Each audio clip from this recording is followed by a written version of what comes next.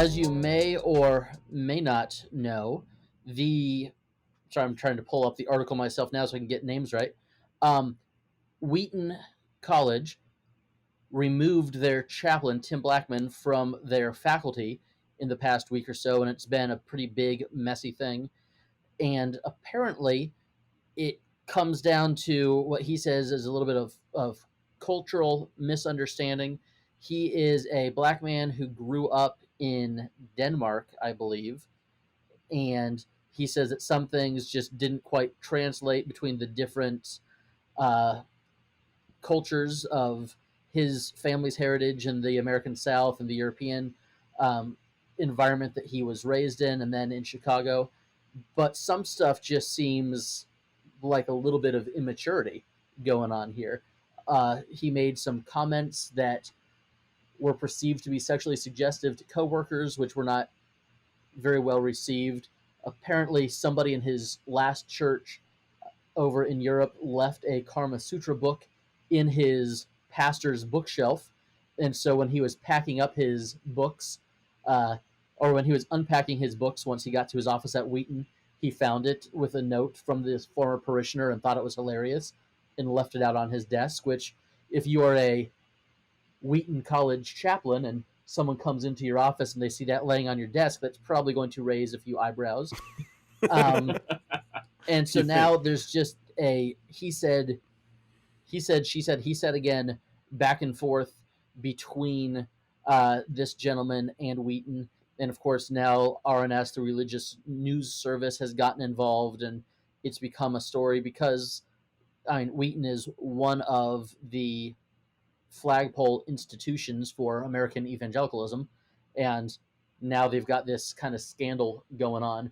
For Tim and I, one thing that makes this a little bit more of an interesting story is the official university and then seminary of record within our denomination is also in Chicago, and that chaplain was fired about a year and a half ago as well for very, very different reasons. But here we have two of the most prominent religious institutions in Chicago removing their campus chaplains in very public fashions in just a short amount of time. And he's also now raised 19 grand on a His GoFundMe since GoFundMe, I he's saw been that. fired. It's like, hey, I got fired, so why don't you help me start a new ministry instead of? And again, I'm not picking sides. I just don't know that What a world we live in. that starting a GoFundMe after you get publicly fired and it's been. Severance? Nah, GoFundMe. To be fair, I think it was a group of friends who started the Yeah. GoFundMe Oh, for okay. him. So I don't think Yeah. it was him who started it. But yeah, But he's going to try he's got to. well over 20,000 on He's there, I believe. trying to start a new parachurch ministry and wants you to go fund him. I think so. When I moved to Milwaukee, I actually visited Chicago to check out some of these like historic Christian universities. Like I went to Moody, I went to Wheaton, and I have a friend who's a pastor at a church in the community where Wheaton is at, and Wheaton is like one thing I've learned about the Midwest is that there are these pockets in the Midwest that feel like they were just transplanted from the South. Like Indianapolis, it feels like that. And then for sure, there's these like suburbs in Chicago where it's like it's way more conservative than the rest of the city, and it's and like the Wheaton area especially feels like you're in a small town southern city where there's like a church on every corner type of thing, and it just feels so weird because the rest of the Midwest is not necessarily like that. Like it's very Midwestern values. Everyone's nice, but like they also don't put up with crap type of thing. So it's kind of like, I don't know. It's kind of a weird, it's an interesting place that coming from the South I had to adapt to this. But when I first read this, I was first tracking. I'm like, I get it. Like sometimes when you come from a background where your like humor is a little drier or a little bit more, I don't know, messier or something like that, like coming to a conservative environment can be jarring. And it's like you're not doing anything wrong. You're just your sense of humor is maybe a little more blue than everyone else. But then when it started talking about like sexually explicit stuff or like making inappropriate comments to women, things like that, like the Kama Sutra book, that is, I do agree with you, Andrew. That was like a little immature move because like at the end of the day, you are like as much as we want to have a funny sense of humor, and maybe even there's this desire to like transform the pastorate into a new generation where we're not as like buttoned up and kind of like seen as like whatever pastors from the past, like we are still held to a higher standard, and we still have to be above reproach, which is something that's a principle in scripture that surpasses all generations in time, where we're called to like not even have a hint of immorality or sin in our lives, right? And so I think like when I read that, I was like, off-color jokes or whatever, right? Like that's fine. But like when you're like making stuff that's maybe like there was something about like he asked a woman to sit on his lap or something, right? Like that was somewhere in the article. That's Yeah, like, and then she wrote a letter saying, no, it was okay. I mean, for me, a lot of it's this weird. falls under the category of prudence. Like, I don't know that I can necessarily say. I mean, some of the stuff in this article that he said seems like maybe it's crossing line into sin, but this isn't a church. This is this is Yeah. a school. So you can't. I don't think you can superimpose like church polity onto this. But I mean, right in the article, there's a quote where they, upon careful review, we looked into the handbook that everybody agreed to, and his, some of his jokes on multiple occasions cross the lines. I mean, they're a private employer, and like, I mean, I just think it's on you when you go somewhere. Like, if that happens once, hey, and I mean, I don't know what pastor or would think it would be like a smart idea to leave something like a Kama Sutra book on your desk. Like, I mean, even when I was a youth pastor, I mean, just for the sake of, youth come over, I mean, the alcohol thing, like I just wouldn't keep beer in my fridge. And it wasn't because I was like, it's a sin to have it in your house or anything. I'm okay with having some, but I just, for the sake of not, creating that situation where things can be misconstrued. I mean, I just think it's a prudence thing. And on top of it, like, I assume he has a family, so now his family is dealing with, having for their, Yeah. the provider. Daddy's in the newspaper. Yeah, not only that, but now they have to like, where's the income coming from? Because GoFundMe. Huh? GoFundMe. Oh yeah, GoFundMe. But you know what I'm saying? Like, I'm sure this is stressing his wife out. Yeah. And like, that's something you got to think through as well. Like, this is not just you, and I don't know. To me, this is just, I put this in the same category. Honestly, we joked around last week about Jerry Falwell Jr. and his picture. Like, this is in a very similar category for me of like very unwise. And it's unwise, but just to play devil's advocate, the history of Wheaton, and none of us went to Wheaton.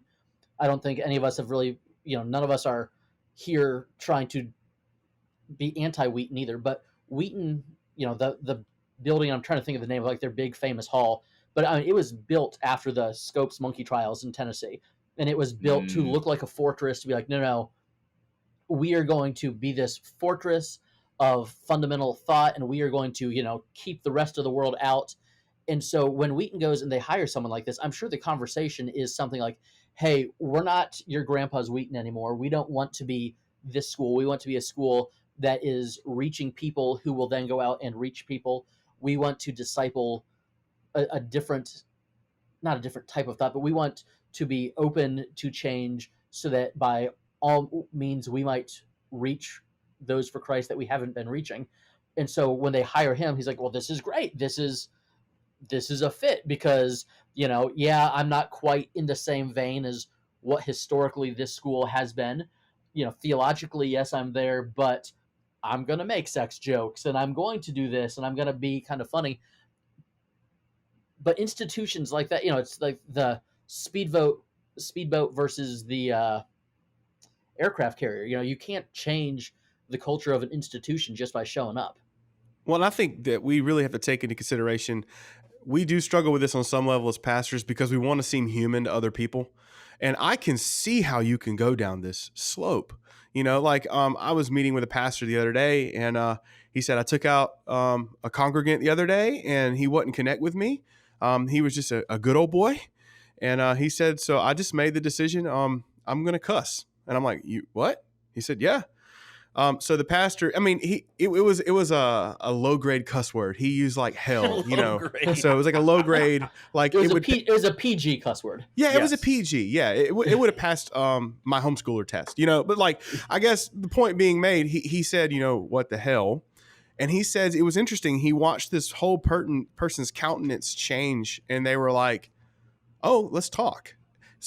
So I'm not saying ends justify the means. I don't know. For him, it was calculated. He said, "I'm going to do this. It's going to help me be relational." But I also think you have to have like the brakes on that slope, so you know that you're not putting a sex book on your desk at work.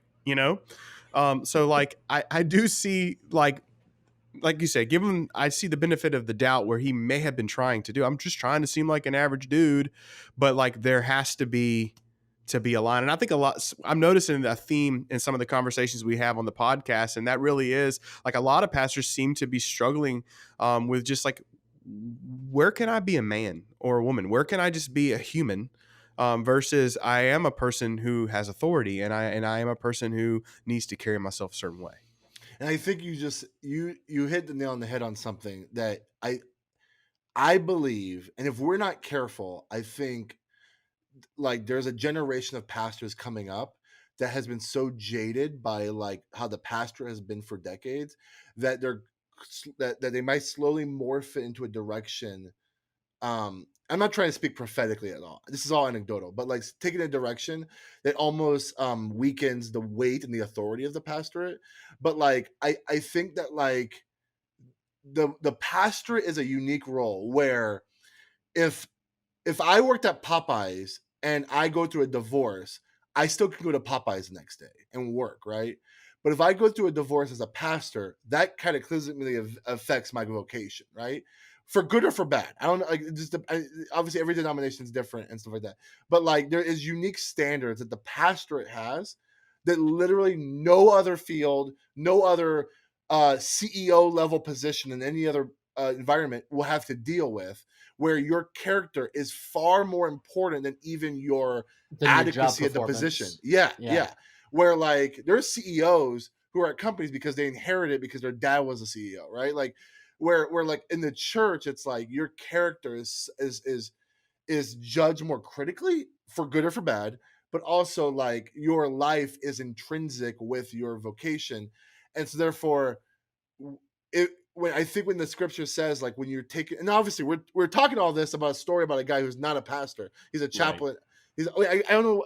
I gotta be careful. I don't want to offend anybody who's a chaplain. Chaplaincy. No, he is an ordained minister. Yeah. He was a pastor in the Netherlands, I think. You're right. So this conversation is still relevant for him. But I guess my point is this is like there is a level of like I don't want to say the word fear, but like caution that everybody should take when you're taking the role of the pastor, because this isn't like a startup or just some random company where like, hey, I'll figure it out. I'll fail. Like there need to be like some mindful mentors in your life and discipline, because there's standards in scripture we're held to. And I think that's why this is a reoccurring theme on this show, Frank, because this is the world that we live in right now of how much is too much to showcase. What do I need to hold in? Do I need to have my idiot's guide to Kama Sutra out on my desk? Probably don't need to have that out on my desk, but it's a story that we read almost every single memorized week. Oh, of course you do, Andrew. No, for me, it's just straight Bible, though, right? This is James 3. Not many of you should become teachers, for you know that who you teach will be judged with greater strictness, And like, for me, that really is speaking, it's to the here and now. Like, we are going to be held even to the standard by our 15-year-old teenagers in our congregation to a higher standard. And having that is definitely tucked in is, I think for me, that's got to be a guiding principle. Is like, yes, we should be relatable, we should be fun, but at the same time, you can never just take that hat off. You just can't. It's kind of like if your best friend, if you work with your best friend, but you're also kind of like his superior, he's your best friend, but in some space, you're always wearing that hat, whether you want to or not. Yeah.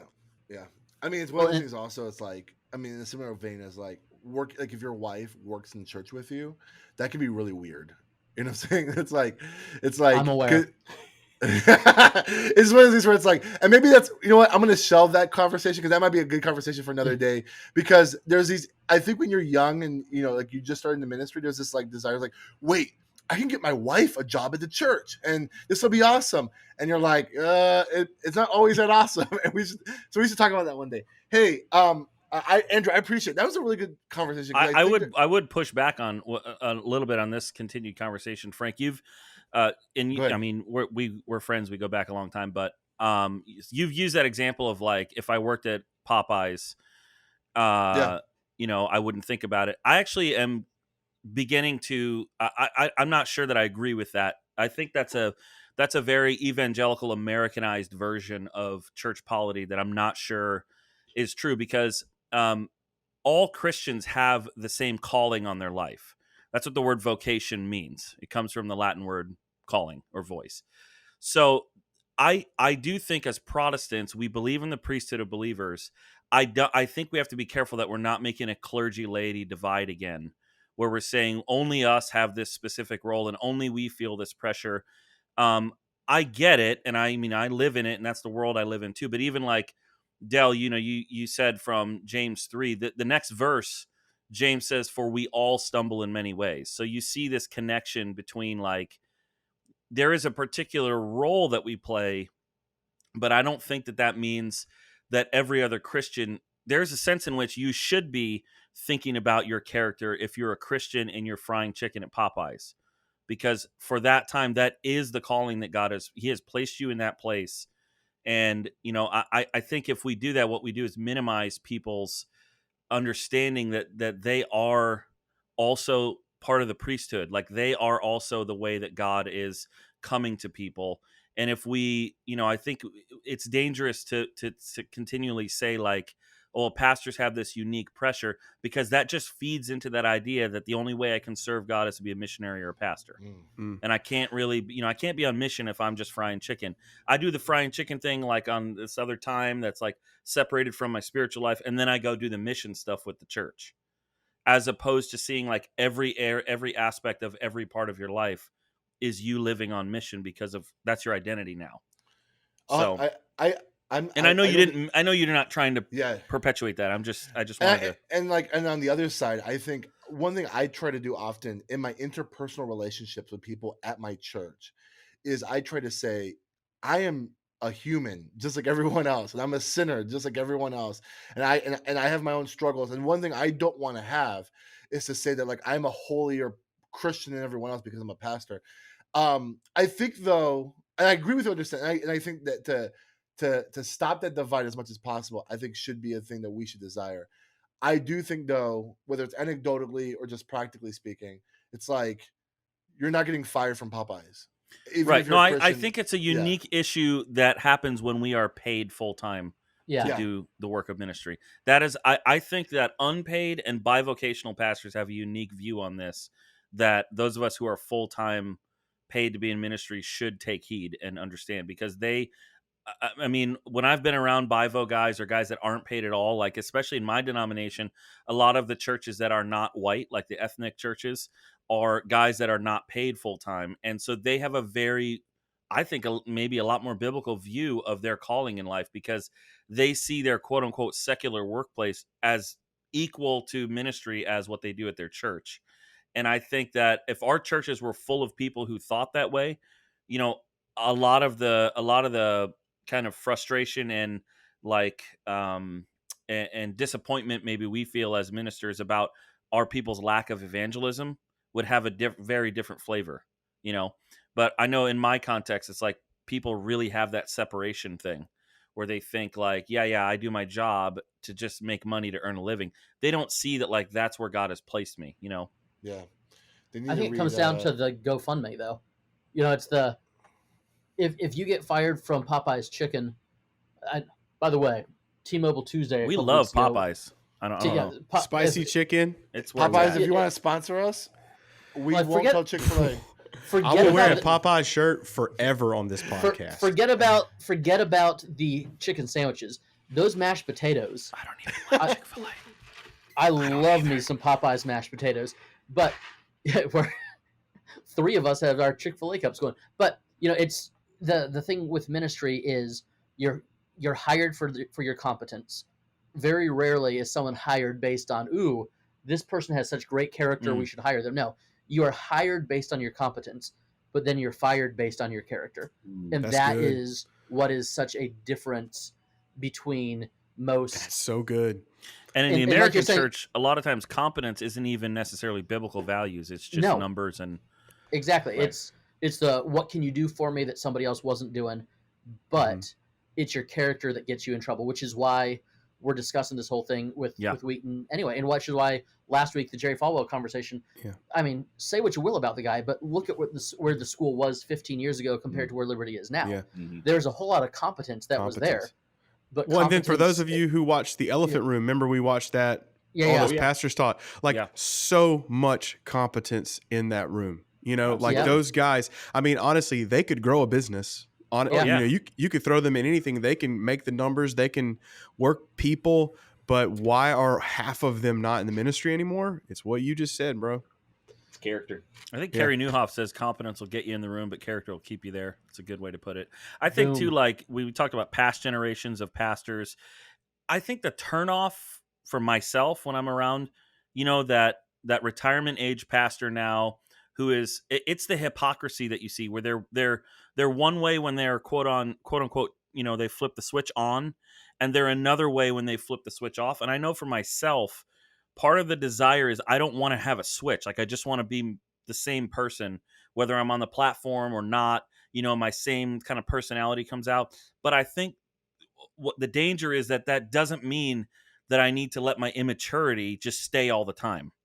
Like at some point, my maturity has to grow to where I'm not being hypocritical. My personality is just my personality everywhere, but it's a growing, maturing personality.